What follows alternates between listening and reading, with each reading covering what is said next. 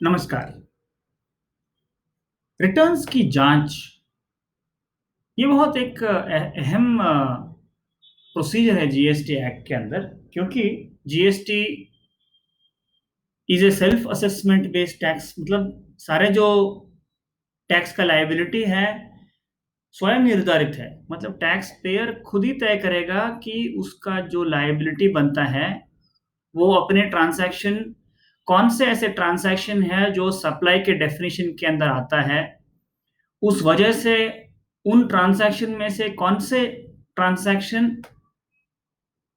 Tax के liability के अंदर बनता है, और उस ट्रांजैक्शन का क्या होगा लायबिलिटी, रेट ऑफ टैक्स क्या होगा, एग्जेम्पशंस अगर एप्लीकेबल है तो वो किस हद तक एप्लीकेबल होगा, उनके जो कंडीशंस वगैरह है वेदर सेटिस्फाई होते हैं या नहीं, और उस ट्रांजैक्शन का वैल्यू क्या रहा, इनपुट टैक्स क्रेडिट किस हद तक मिलना है, कब मिलना है, ये सारे जो चीज है टैक्स पेयर को खुद ही तय तय करना होता है। तो जाहिर है इस सिस्टम में मिनिमम गवर्नमेंट मैक्सिमम गवर्नेंस का जो गवर्नमेंट का कोशिश रहा है वो अब जीएसटी के थ्रू बहुत हद तक अचीव होने वाला है। तो किस हद तक जो टैक्स जमा हो चुका है स्वयं निर्धारित आधार पर, टैक्स अधिकारी किस हद तक उसका जांच पड़ताल कर सकते हैं, इसके बारे में एक छोटा सा वीडियो। वो सेक्शन 61 जो है जीएसटी एक्ट के अंदर, वो बहुत इंपॉर्टेंट सेक्शन है। उसका जो नियम है, उसकी जो स्टेप्स है वो आपके स्क्रीन में दिख रहा है, लेकिन वो स्टेप्स में जाएंगे, लेकिन उससे पहले कुछ डिस्कशन जो इम्पॉर्टेंट है। पहली बात तो ये है कि अफसर जो है, टैक्स अधिकारी जो है, क्या वो इस सेक्शन के अंदर नियमित प्रॉपर ऑफिसर है या नहीं। क्योंकि पीछे हमने वीडियो में एक ऑलरेडी देखा हुआ है कि बिना अथॉरिटी के कोई भी कार्रवाई टैक्स अधिकारी आगे नहीं बढ़ा सकते। कार्रवाई का आगे बढ़ाने का पहला कदम है कि अफसर को सेक्शन 61 के अंडर अथॉरिटी दी गई हो। हर अफसर प्रॉपर ऑफिसर नहीं होता। सेक्शन 3, 4, 5, 6 में ये निकल के आता है कि हर प्रोविजन के अंदर कौन सा अफसर प्रॉपर ऑफिसर नियमित है, इसके बारे में बहुत इंपॉर्टेंट चीजें वहां देखने को मिलेगा। उसी आधार पर पहला कदम 61 के अंदर अब टैक्स अधिकारी को ये पता लगाना होगा कि उनका जो अथॉरिटी है क्या सेक्शन 61 के अंडर दी गई है या नहीं। यदि नहीं दी गई, स्टेट जीएसटी लॉ के नियम के अनुसार कमिश्नर साहब के जो पावर डेलीगेशन करने का वो जो प्रोविजन है सेक्शन 5 के अंडर में, क्या उस सेक्शन के मुताबिक टैक्स अधिकारी को सेक्शन 61 के अंडर नियमित किया गया है, और इस पर्टिकुलर टैक्स पेयर के रिटर्न्स के वेरिफिकेशन के संबंध में क्या उनको पावर दी गई है। This is a very important question. पीछे एक और वीडियो में हमें देखी हुई है कि टैक्स पेयर अपना हक मांगेगा जब नोटिस जारी होगी, तो उस नोटिस के लीगैलिटी को लेकर सवालात करनी चाहिए सेक्शन 160 सब सेक्शन 2 के हिसाब से। तो उन सवाल में से टैक्स पेयर का पहला सवाल होगा, क्या अफसर जो है सेक्शन 61 के अंडर प्रॉपर ऑफिसर है या नहीं।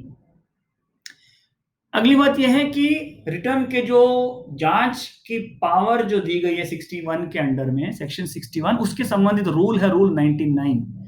सेक्शन 61 के अंडर जो पावर दी गई है वो पावर ये कहती है कि प्रॉपर ऑफिसर होनी चाहिए, प्रॉपर ऑफिसर एक रिटर्न को चुनना चाहिए, और उस रिटर्न की जांच करते हुए किसी डिस्क्रिपेंसी को आइडेंटिफाई करना है। पहली बात तो यह है कि रिटर्न क्या है, क्योंकि सेक्शन 297 के हिसाब से हर वो रिटर्न जो रूल्स के मुताबिक प्रिस्क्राइब की गई हो वो सारे रिटर्न हो जाते हैं। क्या जीएसटीआर 1 एक रिटर्न है? क्या जीएसटीआर 2 एक रिटर्न है, 3 एक रिटर्न है, 3 भी है। फिलहाल तो 2 और 3 नहीं है, लेकिन 3 भी है। क्या 9 एक रिटर्न है, 9C क्या एक रिटर्न है? ऐसे बहुत सारे क्वेश्चंस हमारे सामने आ जाते हैं। हम इसका एक सपोर्ट ले सकते हैं सेक्शन 46 से, जो कहता है कि कौन सा रिटर्न ना फाइल करने पर सेक्शन 62 के अंडर कार्रवाई शुरू कर सकते हैं। 62 के बारे में एक और वीडियो है, लेकिन उससे पहले जीएसटीआर 1 रिटर्न नहीं है, लेकिन एक स्टेटमेंट है। जीएसटीआर 3 भी एक रिटर्न है। जीएसटीआर 9 एनुअल रिटर्न है। जीएसटीआर 10 फाइनल रिटर्न है। जीएसटीआर 9C भी एक स्टेटमेंट है, रिटर्न नहीं। तो अफसर को चाहिए कि पर्टिकुलर रिटर्न को चुनते हुए उस रिटर्न में से कोई डिस्क्रिपेंसी, कमी आइडेंटिफाई करनी चाहिए। कमी क्या होती है, इसके बारे में आगे बात करेंगे। स्क्रूटनी का मतलब ये नहीं है कि टैक्स पेयर के सारे बुक्स को मंगाएं और उसका जांच पड़ताल करें ना। बुक्स का वेरिफिकेशन के बारे में पावर ही नहीं है सेक्शन 61 के अंडर में। केवल रिटर्न का स्क्रूटनी का पावर है। तो टैक्स अधिकारी को यह समझ लेनी चाहिए कि बुक्स नहीं मंगा सकते 61 के अंडर, क्योंकि रिटर्न, माना कि रिटर्न का जो डाटा है, इंफॉर्मेशन है, बुक से ही निकल के आ रही होगी, लेकिन सोर्स रिकॉर्ड जो है नहीं मंगा सकते। रिटर्न जो कुछ भी टैक्स पेयर ने फाइल करी हुई है, उसके आधार पर केवल डिस्क्रिपेंसी का आइडेंटिफिकेशन करना परमिटेड है। अभी जब डिस्क्रिपेंसी की बात करते हैं, तो पहली बात तो यह है कि टैक्स पेयर उस डिस्क्रिपेंसी के बारे में क्या करना चाहिए वो तो बात करेंगे, लेकिन डिस्क्रिपेंसी होता क्या है। मान के चलते हैं कि कोई डीलर है जिनका 2-3 जगहों पे ब्रांचेस है, एक ही स्टेट के अंडर में। एक ही स्टेट के अंदर उनका 2-3 ब्रांचेस है। जाहिर है वो फ्रेट वगैरह का खर्चा इनकर करते होंगे। They might be expenditure of freight transportation में तो आप जानते ही हैं कि जीएसटी जो है रिवर्स चार्ज में देना पड़ता है। कभी एक बार ऐसा हुआ कि टैक्स अधिकारी 61 के अंडर में कार्रवाई शुरू करते हुए उन्होंने एक नोटिस भेजी 61 के अंडर, ये कहते हुए कि तुम्हारे ब्रांचेस जो 2-4 जगहों पे है इसी स्टेट के अंदर, फ्रेट का भी खर्चा हुआ होगा। तो पूरे 1 साल बीत गया, एक भी महीने में आप जीएसटी जो है रिवर्स चार्ज में भरे ही नहीं।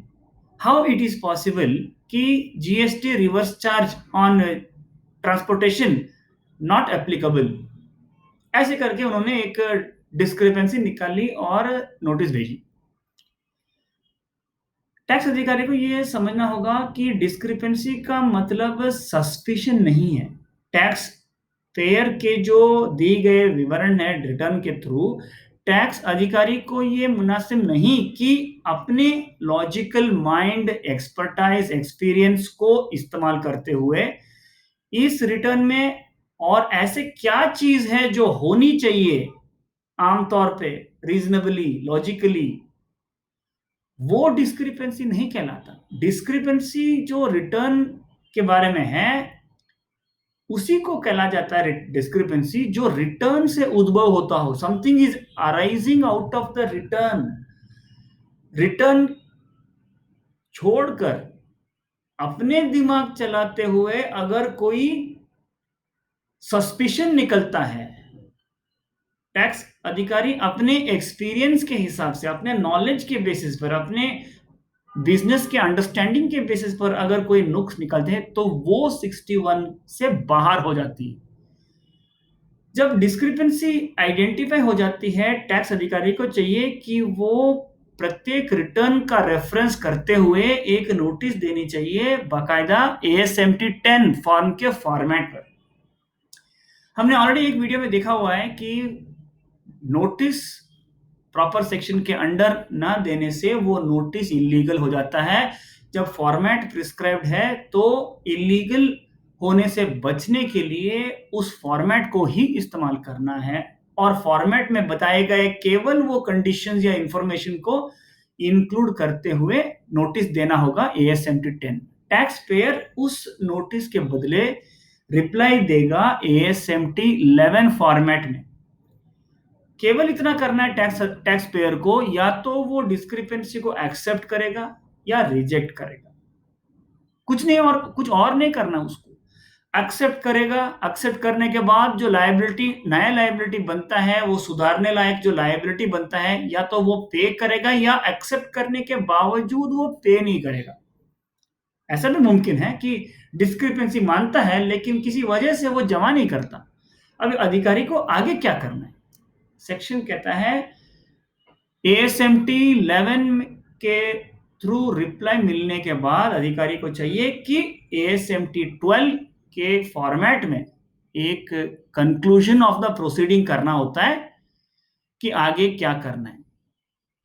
क्या करना है, इसका मतलब या तो वो स्वीकार करते हुए वो पेमेंट भी कर दिया तो that is the end of the discrepancy.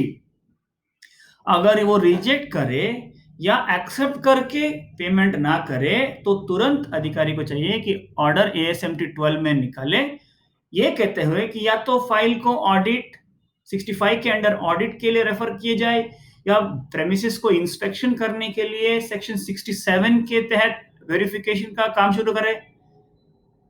अलग अलग वीडियोस है इन सब प्रोविजंस के बारे में। तो आगे के प्रोसीडिंग क्या है, 65, 66, 67 की कार्रवाई करे या इस डिस्क्रिपेंसीज के आधार पर अगर सारा इंफॉर्मेशन अवेलेबल है तो डायरेक्ट नोटिस इशू करे, कारण बताओ नोटिस सेक्शन 73 या 74 के तहत। खास बात जो यहां हमको देखने को मिल रहा है, एक है कि suspicion cannot be taken up under section 61। Verification of books of accounts not permitted under 61. Point number 3, spot recovery। एक वीडियो ऑलरेडी हमने देखी हुई है कि स्पॉट रिकवरी अब नहीं, GST में स्पॉट रिकवरी नहीं होता। चाहे जितना भी क्लियर हो, कितना भी साफ हो, जितना भी अनडिस्प्यूटेबल हो डिस्क्रिपेंसी, स्पॉट रिकवरी नहीं होती।